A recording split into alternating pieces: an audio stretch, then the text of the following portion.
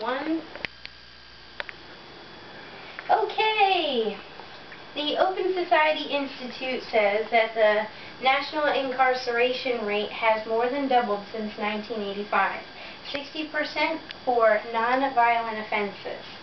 Today, I'd like to discuss how we as modern society view the drug addict and how that relates to that incarceration. We spend a lot of tax dollars incarcerating all these non-violent offenders every year, and at some point we have to stop and ask ourselves, is this really the right policy, and are we getting our money's worth out of it? I've been interested in this topic for most of my adult life. To me, a war waged by a government on its own people is just not right, and it's a social problem that, after all my research, I believe that changing our perception of the drug addict and user is the first step to changing the policy that we have in place. So first we're going to talk about how we view a drug user or addict, and how then we're going to talk about the difference between the two and who's in the prison system, and then Dorothea Dix was a pioneer in the change of prison policy in the 1800s, so we're going to see how that relates to what we're dealing with today. So, addict, user, you know there's a difference, but we tend to lump them together when we're talking about people that are in jail for drugs. So an addict would be like an alcoholic, somebody who can't function without their drugs. They will do anything, they'll hurt you, their family, whoever, to get their drugs. They're actually a threat to society, and that, you know, they need to be treated, not necessarily with prison. And then there's just the user, which makes up the majority of the people that are in jail for drugs, people that don't necessarily need it to live. They're just like an occasional user or a daily user, kind of like a drinker as opposed to an alcoholic, a social drinker as opposed to an alcoholic. These are people who can function. They just, you know, they just use that drug. It doesn't rule their life.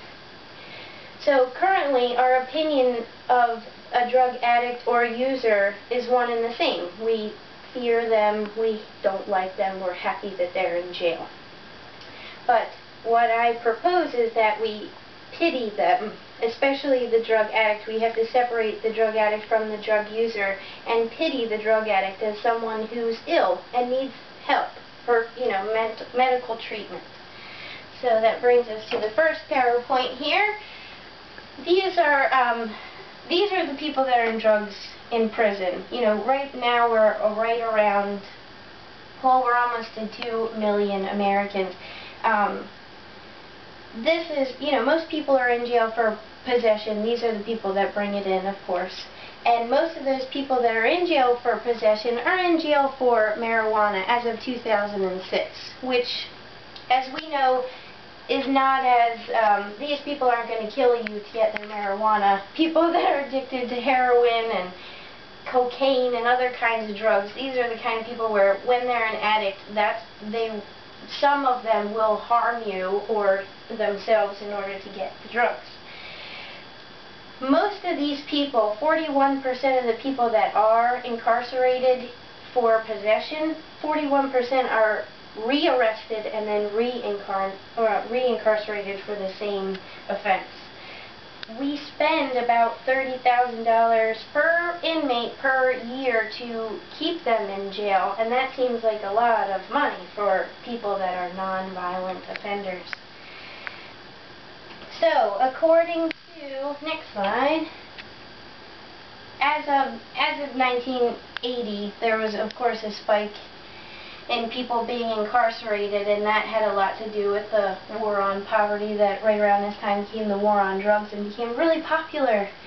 And then, so now, as of 2006, we even beat Russia for the number of people imprisoned in a country. So that was a good thing. Up until like 2004, Russia was still ahead of us.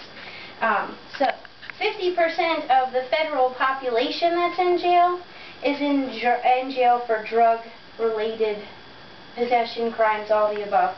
But 82.5% of that 50% is in jail just for possession. And then 3.1% of that 50% is for violent crimes, and 3.4% of that 50% is for property-related crimes. So the majority of those people that are in jail are just addicts or users. They're not actually violent offenders. So there's, we'll focus on the addicts for a second here because the users are just kind of caught up in that. But it costs 10 times more to put an addict in jail than it does to put them in treatment. Now, prosecutors, according to the drugaddiction.com, prosecutors have the ability to put addicts in treatment instead of in jail. They have the option most of the time to suggest treatment instead of jail. But they're more concerned with their win-loss record. And if they consider it a defeat to put somebody into treatment, they consider it a victory to put an addict in jail, to get a conviction. And that's a perfect example where just a change in perception on how we view the addict as, instead of a criminal, someone who needs medical treatment, would make a big difference. We would have less people going into jail for being addicted.